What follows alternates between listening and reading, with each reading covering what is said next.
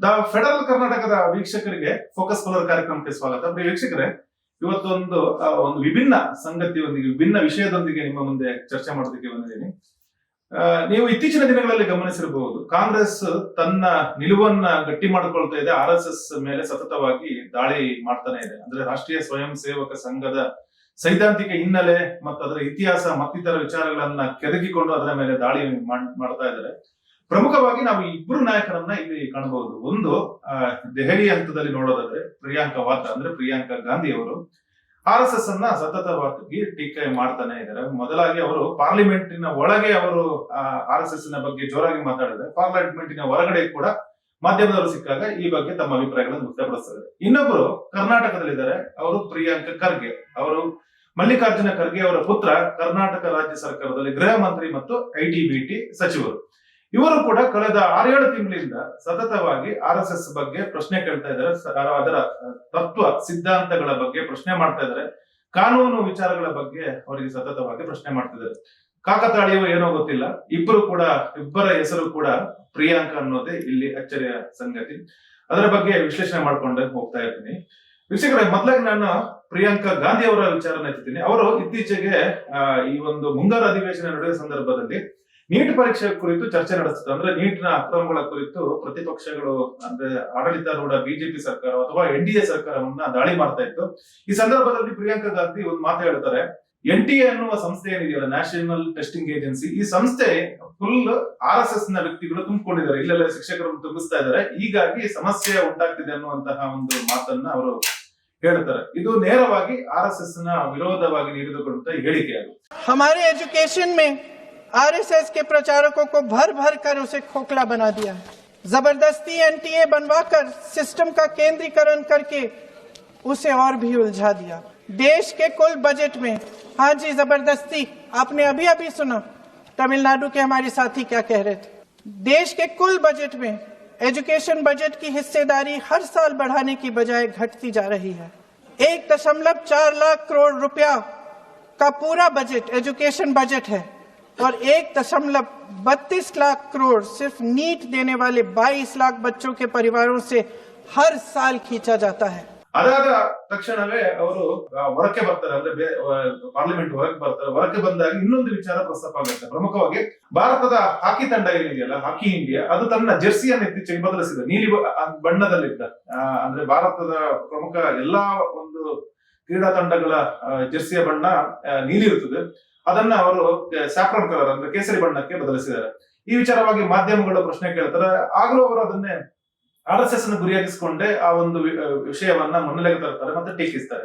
ये देश, इस देश की आजादी के लिए जो लड़ाई लड़ी गई वो अहिंसा और सत्य पर आधारित थी, उसमें RSS कहीं नहीं थी और पूरे देश को असलियत मालूम है और जिनको नहीं पता था उनको आज पता चल रहा है कि इनकी नीयत क्या है। तो कांग्रेस पार्टी ने महात्मा गांधी जी की अगुवाई में ये आंदोलन किया था और ये देश, इस देश की जो आत्मा है ना, उसमें अहिंसा, सत्य, भाईचारा है, कोई उसे निकाल नहीं सकता। RSS वाले नहीं निकाल सकते, कोई नहीं निकाल सकते, चाहे कितनी भी फूट फैलाएं, कितनी भी हिंसा फैलाएं, कितनी भी घृणा फैलाएं, अंत में इस देश की एक आत्मा है भाईचारे की, आपसी प्रेम की, सबकी एकता की, और वो कोई उनमें से निकाल नहीं सकता। ಅದೇ ರೀತಿ ಹಿಂದೆ ಒಮ್ಮೆ RSS ನ ಶಿಬಿರದೊಳಗೆ ಲೈಂಗಿಕಗೊಳ್ಳದಂತ ಘಟನೆಗಳು ನಡೀತಿದೆ ಅನ್ನುವಂತ ಒಂದು ಮಾತುಗಳು ಕೇಳಿ ಬಂದಿತ್ತು. ಆ ಸಂದರ್ಭದಲ್ಲಿ ಕೂಡ ಪ್ರಿಯಾಂಕಾ ವಾದ್ರಾ ಅವರು RSS ನನ್ನು ಟೀಕೆ ಆಗಿಸಿಕೊಂಡು ಅದನ್ನ ಸಾಕಷ್ಟು ಮಾತುಗಳನ್ನು ಹೇಳಿದ್ರು, ಪ್ರತಿರೋಧವನ್ನ ವ್ಯಕ್ತಪಡಿಸಿದ್ರು. ಒಟ್ಟಾರೆಯಾಗಿ ಅವರು ಡೆಲ್ಲಿ ಹಂತದಲ್ಲಿ ಈ ಪ್ರಿಯಾಂಕಾ ಗಾಂಧಿ ಏನಿದಾರೋ ಅವರು ಸತತವಾಗಿ RSS ಮೇಲೆ ದಾಳಿಗೆ ಹೊರಟಿದ್ದಾರೆ. ಅದು ಎಲ್ಲಿ ತನಕ ಆಗಿದೆ ಅಂದ್ರೆ, ಈಗ ತಳಮಟ್ಟದಲ್ಲಿ ಕೂಡ ಕಾಂಗ್ರೆಸ್ ನಾಯಕರು ಕೂಡ ಬಿಜೆಪಿಯನ್ನು ಸೋಲಿಸಬೇಕು ಅಂದ್ರೆ RSS ಅನ್ನ ಹೊಡಿಬೇಕು ಅನ್ನುವಂತಹ ಒಂದು ಮಾತನ್ನ ಗಟ್ಟಿ ಮಾಡಿಕೊಳ್ಳಲಿಕ್ಕೆ ಹೋಗಿದೆ. ಈಗ ನಾನು ಪ್ರಿಯಾಂಕಾ ಖರ್ಗೆ ಅವರ ವಿಚಾರಕ್ಕೆ ಬರ್ತೀನಿ. ಅವರು ರಾಜ್ಯ ಮಟ್ಟದಲ್ಲಿ ಅದನ್ನ ಎಷ್ಟು ಜೋರಾಗಿ ಮಾಡ್ತಿದ್ದಾರೆ ಅಂದ್ರೆ, ಈ ಒಂದು RSS ವಿರುದ್ಧದ ದಾಳಿಯನ್ನು ಎಷ್ಟು ಸತತವಾಗಿ ಮಾಡ್ತಾ ಇದ್ದಾರೆ ಅನ್ನುವಂತ ನಿಮ್ಮ ವಿಚಾರ ಹೇಳ್ತೀನಿ. ಮೊದಲಾಗಿ ಅವರು ಮುನ್ನೆಲೆಗೆ ಬಂದಿದ್ದು, ಹಿಂದಿನ ಅವಧಿಯಲ್ಲಿ CM ಆಗಿದ್ದಂತಹ ಸಿದ್ದರಾಮಯ್ಯ ಅವರಿಗೆ ಒಂದು ಪತ್ರ ಬರೆದು, ಆ ಪತ್ರದಲ್ಲಿ ಅವರು ಹೇಳಿದ್ರು, RSS ನ ಈ ಕಾರ್ಯಕ್ರಮಗಳು ನಡೀತಾವಲ್ಲ, ಶಾಲಾ ಕಾಲೇಜುಗಳು ಗ್ರೌಂಡ್ ಗಳಲ್ಲೆಲ್ಲ ನಡೀತದಲ್ಲ, ಅದಕ್ಕೆ ಅನುಮತಿ ಕೊಡಬೇಡಿ ಅಂತ ಒಂದು ಪತ್ರ ಬಂತು. ಅಂದ್ರೆ RSS ನೋಂದಣಿ ಆಗಿಲ್ಲ, ನೋಂದಣಿ ಆಗದ ಸಂಘಟನೆಗೆ ಸಾರ್ವಜನಿಕ ಏನು ಮೂಲಸೌಕರ್ಯಗಳನ್ನ ಬಳಸಿಕೊಳ್ಳೋದಕ್ಕೆ ಅವಕಾಶ ಕೊಡಬೇಡಿ. ಸರ್ಕಾರಿ ಶಾಲೆ, ಸರ್ಕಾರಿ ಕಟ್ಟಡ, ಸರ್ಕಾರಿ ಗ್ರೌಂಡ್ ಮೈದಾನಗಳೇನಿದಾವೋ ಅಲ್ಲೆಲ್ಲ RSS ಬೈಠಕಗಳು, RSS ಶಾಖೆಗಳು ನಡೀತವೆ, ಅದಕ್ಕೆ ಅವಕಾಶ ಕೊಡಬೇಡಿ ಅಂತ ಹೇಳಿದ್ರು. ಇದು ವಾದ ವಿವಾದಕ್ಕೆ, ಪ್ರತಿವಾದಕ್ಕೆ ಸಾಕಷ್ಟು ಕಾರಣ ಆಯ್ತು. ಅದಾದ ನಂತರ ಪ್ರಿಯಾಂಕ ಖರ್ಗೆ ಅವರು ಎತ್ಕೊಂಡಿದ್ದೆ ಈ ಚಿತ್ತಾಪುರದಲ್ಲಿ ನಡೆಯಬೇಕಾಗಿದ್ದಂತಹ RSS ಪಥಸಂಚಲನ. ಪ್ರತಿ ವರ್ಷ ಸಂಕ್ರಾಂತಿಗೆ ಒಂದಲ್ಲಿ ಪಥಸಂಚಲನ ನಡೀತದೆ. ವಿಜಯದಶಮಿ ಸಂದರ್ಭದಲ್ಲಿ ಪಥಸಂಚಲನ ನಡೀತದೆ ಪ್ರತಿ ವರ್ಷ ದೇಶದ ಬೇರೆ ಬೇರೆ ಕಡೆ. ಅದೇ ರೀತಿ ಚಿತ್ತಾಪುರದಲ್ಲೂ ಒಂದು ಪಥಸಂಚಲನ ನಡೀಬೇಕಾಗಿತ್ತು. ಆಗ ಅವರು ITBT ಸಚಿವರಾಗಿದ್ರು, ಗೃಹ ಸಚಿವರಾಗಿರ್ಲಿಲ್ಲ. ಆದ್ರೂ ಅವರು ಆ ಒಂದು ಪಥಸಂಚಲನಕ್ಕೆ ಅವಕಾಶ ಕೊಡೋದಕ್ಕೆ ಒಪ್ಲಿಲ್ಲ. ಕೊನೆಗೆ SP ಅಂದ್ರೆ ಜಿಲ್ಲಾ ಮಟ್ಟದಲ್ಲಿ SP ಅನುಮತಿ ಕೊಡ್ಲಿಲ್ಲ. ದೊಡ್ಡ ವಾದ ವಿವಾದಗಳು ನಡೀತು, ಗಲಾಟೆಗಳು ನಡೀತು. ಮತ್ತು ಕೊನೆಗೆ ಕೋರ್ಟ್ ಅಂದ್ರೆ ಉಚ್ಚ ನ್ಯಾಯಾಲಯದ ಮಧ್ಯ ಪ್ರವೇಶದಲ್ಲಿ ಕೊನೆಗೆ 300 ಸದಸ್ಯರ ಅಂದ್ರೆ 300 ಕಾರ್ಯಕರ್ತರ ನೇತೃತ್ವದಲ್ಲಿ ಪಥಸಂಚಲನಕ್ಕೆ ಅವಕಾಶ ಸಿಕ್ತು. ಅದಾದ ನಂತರ ಅವರು ಗೃಹ ಸಚಿವರಾಗಿ ಬದಲಾದರು, ಅಂದ್ರೆ ಈ ಹೊಸ ಸರ್ಕಾರದಲ್ಲಿ. ಈಗ ಅವರು ತಮ್ಮ ದಾಳಿ ಮತ್ತು ಕಾರ್ಯಾಚರಣೆ ಇನ್ನಷ್ಟು ಶೀಘ್ರ ಪ್ರಬಲಗೊಳಿಸಿದ್ರು. ಮೊದಲಾಗಿ ಅವರು RSS ನ ಮುಖ್ಯಸ್ಥರಾಗಿರುವಂತಹ ಮೋಹನ್ ಭಾಗವತ್ ಅವರಿಗೆ ನೇರವಾಗಿ ಒಂದು ಪತ್ರ ಬರೆದ್ರು. ಆ ಪತ್ರದಲ್ಲಿ ಅವರು ಹೇಳ್ತಾರೆ, ನಿಮ್ಮ ಸಂಘಟನೆ ನೋಂದಣಿ ಆಗಿಲ್ಲ, ನೀವು ಯಾಕೆ ನೋಂದಣಿ ಮಾಡ್ಕೊಳ್ತಿಲ್ಲ? ನೀವು ಸಂವಿಧಾನಾತ್ಮಕ, ನಮ್ಮ ದೇಶ ಭಾರತೀಯ ಸಂವಿಧಾನದ ಅಡಿಯಲ್ಲಿ ನಡೀತಾ ಇದೆ, ಸಂವಿಧಾನದ ಅಡಿಯಲ್ಲಿ ನಡೆಯುವಂತಹ ಒಂದು ನಿಮ್ಮ ಸಂಘಟನೆ ಯಾಕೆ ನೋಂದಣಿ ಮಾಡ್ಕೊಳ್ತಿಲ್ಲ ಅನ್ನೋ ಪ್ರಶ್ನೆ ಕೇಳಿದ್ರು. ಇದಂತೂ ದೊಡ್ಡ ಮಟ್ಟಿಗೆ ಚರ್ಚೆ ಕಾರಣ ಆಯ್ತು. ಸ್ವತಃ ಮೋಹನ್ ಭಾಗವತ್ ಅವರೇ ಕೇರಳದಲ್ಲಿ ನಡೆದಿದ್ದ ಕಾರ್ಯಕ್ರಮದಲ್ಲಿ ನಾವು ಯಾಕೆ ನೋಂದಣಿ ಮಾಡ್ಕೋ, ನಾವು ಹಿಂದೂ ಧರ್ಮಕ್ಕೆ ಯಾವ ನೋಂದಣಿ ಅನ್ನೋ ಪ್ರಶ್ನೆ ಕೇಳಿದ್ರು. ಅದಕ್ಕೂ ಪ್ರಿಯಾಂಕ ಖರ್ಗೆ ಅವರು ಪ್ರತ್ಯುತ್ತರ ಕೂಡ ಕೊಟ್ಟರು. ನಮ್ಮ ದೇಶದಲ್ಲಿ ಒಬ್ಬ ಸಫಾಯಿ ಕರ್ಮಚಾರಿಗೂ ಕೂಡ ಏನಾದರೂ ಸರ್ಕಾರಿ ಸವಲತ್ತು ಬೇಕು ಅಥವಾ ಎಲ್ಲಾನ ಕಸ ಗುಡಿಸ್ಬೇಕು ಅಂದ್ರೆ ರಿಜಿಸ್ಟ್ರೇಷನ್ ಕೇಳ್ತೀರಾ. ಆದ್ರೆ ಇವರಿಗೆ ಏನಕ್ಕೆ ರಿಜಿಸ್ಟ್ರೇಷನ್ ಇಲ್ಲ?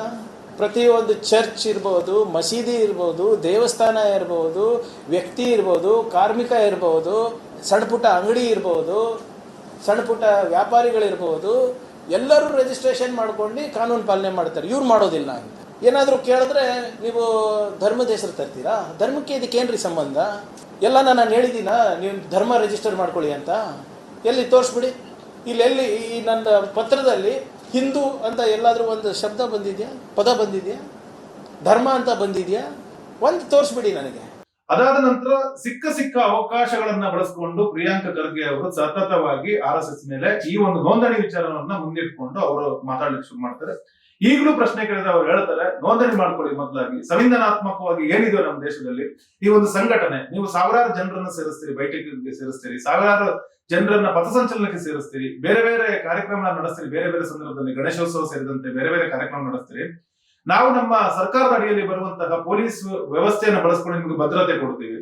ಇಷ್ಟೆಲ್ಲ ಸರ್ಕಾರಿ ವ್ಯವಸ್ಥೆಗಳನ್ನ ಬಳಸ್ಕೊಡೋದು ನೀವು ಯಾಕೆ ನೋಂದಣಿ ಮಾಡ್ಕೊಳ್ತಿಲ್ಲ? ಒಂದು ಬ್ಯಾಂಕ್ ಖಾತೆ ಹೊಂದ್ತಾ ಇಲ್ಲ, ಟ್ಯಾಕ್ಸ್ ಕಟ್ಟಿರುವ ಒಂದು ರಿಸಿಪ್ಟ್ ಅಂತ ಹೇಳ್ತೀವಲ್ಲ, ಒಂದು ಟ್ಯಾಕ್ಸ್ ತೆರಿಗೆಯನ್ನ ಪಾವತಿ ಯಾಕೆ ಮಾಡ್ತಿಲ್ಲ? ನಿಮ್ಗೆ ಸಾಕಷ್ಟು ಆದಾಯಗಳು ಬರುತ್ತೆ, ಗುರುದಕ್ಷಿಣೆ ಹೆಸರಲ್ಲಿ ಸಾಕಷ್ಟು ಆದಾಯ ಬರುತ್ತೆ RSS ಗೆ, ಇದಕ್ಕೆ ಯಾಕೆ ಟ್ಯಾಕ್ಸ್ ಕಟ್ತಿಲ್ಲ ಅನ್ನೋ ಪ್ರಶ್ನೆಗಳನ್ನ ಸತತವಾಗಿ ಕೇಳಿದ್ರು. ಡೆಲ್ಲಿಯಲ್ಲಿ ನಡೆದ ಒಂದು ಕಾರ್ಯಕ್ರಮದಲ್ಲಿ ಕೂಡ ಈ ವಿಚಾರದಲ್ಲಿ ಬಹಳ ತೀಕ್ಷ್ಣವಾಗಿ ಟೀಕೆ ಮಾಡಿದ್ರು. ಅವರು ಎಲ್ಲಿ ತನಕ ಇತಿಹಾಸಗಳನ್ನ ತೆಗೆದುಕೊಂಡು ಹೋದ್ರು. ಅವರು ಭಾರತದ ಸಂವಿಧಾನ ರಚನೆ ಆಗುವ ಸಂದರ್ಭದಲ್ಲಿ RSS ಅಲ್ಲಿ ರಾಮಲೀಲಾ ಮೈದಾನದಲ್ಲಿ ಪ್ರತಿಭಟನೆ ನಡೆಸಿದ, ನಮ್ಗೆ ಸಂವಿಧಾನ ಬೇಡ, ನಮ್ಗೆ ಮನುಸ್ಮೃತಿಯ ಸಂವಿಧಾನ ಆಗ್ಲಿ ಅನ್ನುವಂತ RSS ಹೇಳಿಕೆ ನೀಡಿದೆ ಅನ್ನುವಂತ ವಿಚಾರವನ್ನ ಮುಂದಿಟ್ಕೊಂಡು ಅವರು ಅಲ್ಲಿ ಟೀಕೆ ಮಾಡಿದ್ರು. RSS के हेडक्वार्टर्स में तिरंगा नहीं लहराया, ना नागपुर में लहराया, ना झंडे वाले में लहराया. 52 ईयर्स, जब 2002 में कोर्ट का ऑर्डर आया तभी लहराया था. 50 साल लगे उनको तिरंगा लहराने में. क्यों नहीं लहराया? वो सिर्फ तिरंगा नहीं, हमारे संविधान को भी नहीं मानते.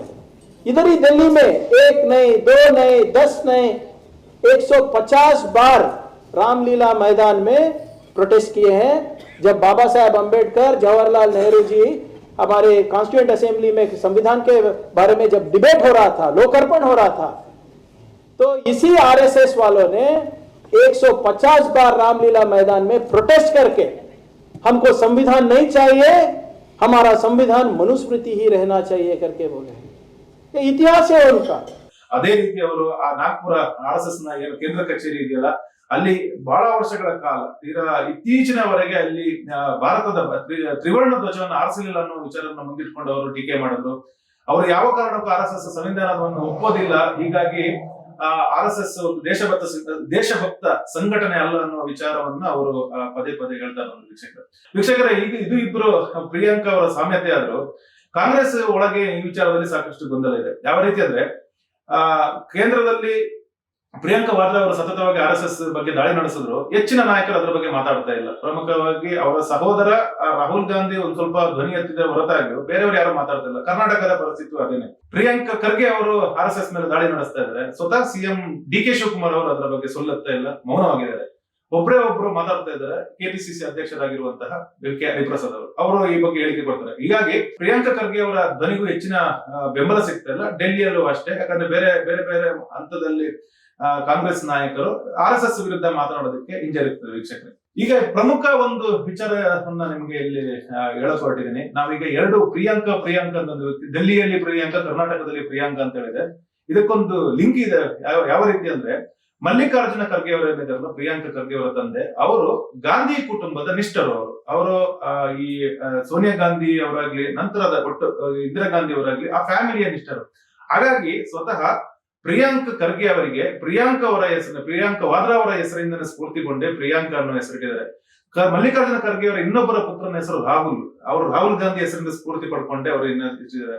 ಅವರ ಪುತ್ರಿಯ ಹೆಸರು ಪ್ರಿಯದರ್ಶಿನಿ ಅನ್ನೋ ಹೆಸರು ಇಂದಿರಾ ಪ್ರಿಯದರ್ಶಿನಿ ಹೆಸರಿಂದ ಪ್ರೇರಿತವಾದ ಹೆಸರು. ಹೀಗಾಗಿ ಈ ಒಂದು ಫ್ಯಾಮಿಲಿಗೆ ಬಹಳ ನಿಷ್ಠವಾಗಿರುವಂತಹ ಫ್ಯಾಮಿಲಿ ಮಲ್ಲಿಕಾರ್ಜುನ ಖರ್ಗೆ ಅವರು. ಹೀಗಾಗಿ ಪರಸ್ಪರ ಅವರು ಹಿಂದಿನಿಂದಲೂ ಬಹಳ ಕ್ಲೋಸ್ ಆಗಿದ್ದವರು. ಜೊತೆಗೆ ಈಗಲೂ ಈ RSS ವಿಚಾರಕ್ಕೆ ಬಂದಾಗಲೂ ಇವರಿಬ್ಬರೇ ಮಾತಾಡ್ತಿರುವಂತದ್ದು ಮಾತ್ರ ಕಾಕತಾಳೀಯ ಅಲ್ಲ. ಅವರ ಇಬ್ಬರ ಒಂದು ಸೈದ್ಧಾಂತಿಕ ನಿಲುವು ಅನ್ನೋದಂತೂ ಈ ವೇಳೆ ಸ್ಪಷ್ಟ ಆಗುತ್ತೆ ವೀಕ್ಷಕರಿಗೆ. ಮುಗಿಸುವ ಟೈಮ್ ನಾನು ಹೇಳಿದೆನಲ್ಲ, ಎರಡು ಫ್ಯಾಮಿಲಿ ಒಂದು ಪರಸ್ಪರ ಸಂಬಂಧವನ್ನು ಹೊಂದಿರುವಂತದ್ದು. ಎರಡು ಫ್ಯಾಮಿಲಿ ಈಗ ಸತತವಾಗಿ RSS ಮೇಲೆ ದಾಳಿ ಮಾಡ್ತಾ ಇರೋದು. ಇದು ಖಂಡಿತವಾಗಿಯೂ ಕಾಂಗ್ರೆಸ್ ಪಕ್ಷದ ಒಂದು ಯೋಜಿತ ತಂತ್ರವೇ ಹೌದು. ಅದೇ ರೀತಿ ಈ ಒಂದು ಯೋಜಿತ ತಂತ್ರವನ್ನ ಬೇರೆ ಬೇರೆ ರಾಜ್ಯಗಳಲ್ಲಿ ಮುಂದುವರಿಸುವ ಇರಾದೆ ಕೂಡ ಅವರಿಗೆ ಖಂಡಿತ ಇದೆ. ಆದರೆ ಪ್ರಿಯಾಂಕಾ ಖರ್ಗೆ ಅಂತವರ ನಾಯಕರು ಬೇರೆ ಬೇರೆ ರಾಜ್ಯಗಳಲ್ಲಿ ಸಿಗ್ತಾರ ಅನ್ನೋದೇ ಅವರ ಮುಂದಿರುವ ಪ್ರಶ್ನೆ. ಇದಾಗಿತ್ತು ಇವತ್ತಿನ ನಮ್ಮ ಫೋಕಸ್ ಪುಲ್ಲರ್. ನಾಳೆ ಮತ್ತೆ ಭೇಟಿ ಆಗುತ್ತೆ. ಅಲ್ಲಿ ತನಕ ನಮಸ್ಕಾರ.